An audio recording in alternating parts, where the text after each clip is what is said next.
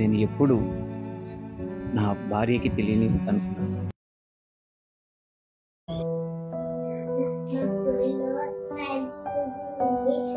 మీరేమో mummy call చేస్తారు.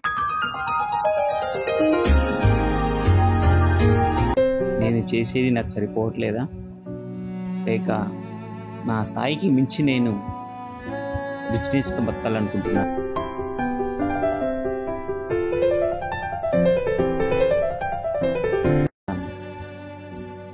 కనీస అవసరాలు తీర్చుకుంటే చాలు కదా. నేను ఇంతగా బాధపడి పాపతో తనతో స్పెండ్ చేయకపోవడం ఏంటి?